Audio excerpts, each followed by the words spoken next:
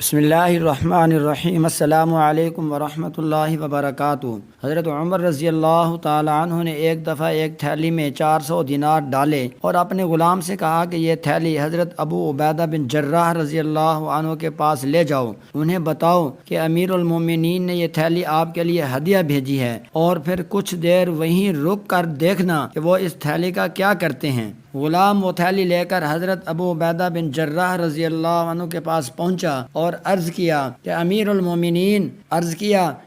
المومنین فرما رہے ہیں کہ یہ رقم آپ اپنی ضروریات میں خرچ کر لیں۔ حضرت ابو عبیدہ بن جراح رضی اللہ عنہ نے وہ تھیلی لیتے ہوئے کہا، اللہ انہیں بہترین بدلہ عطا فرمائے اور ان پر رحمت نازل کرے۔ اس کے بعد اپنی ایک باندی کو بلایا اور کہا کہ یہ لو، 7 دینار فلاں کو دے آؤ، 5 فلاں کو دے آؤ، 5 فلاں کو، یہاں تک کہ سارے کے سارے دینار اسی وقت مختلف لوگوں میں تقسیم کر دیے اور اپنی ضرورت کے لیے 1 دینار بھی نہ رکھا۔ غلام نے آ کر سارا ماجرا حضرت عمر رضی اللہ عنہ کے گوش گزار کر دیا۔ حضرت عمر رضی اللہ عنہ نے 400 دینار کی ایک اور تھیلی تیار کی اور غلام سے کہا کہ یہ تھیلی حضرت معاذ بن جبل رضی اللہ عنہ کے پاس لے جاؤ اور انہیں بھی کہنا کہ یہ تھیلی امیر المومنین نے آپ کی ضروریات کے لیے بھیجی ہے، اور وہاں بھی تھوڑی دیر رک کر دیکھنا کہ وہ کیا کرتے ہیں۔ غلام وہ تھیلی لے کر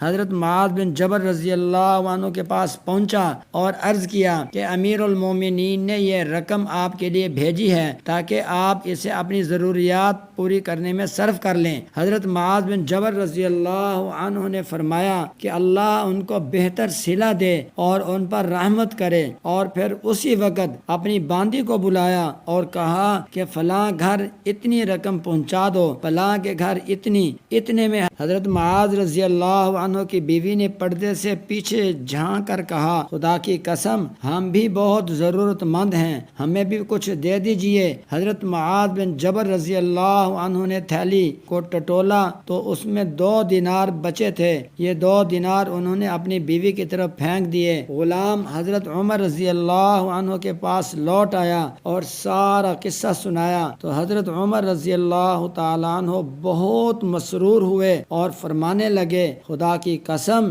یہ سب لوگ بھائی بھائی ہیں، ایک جیسے ہیں۔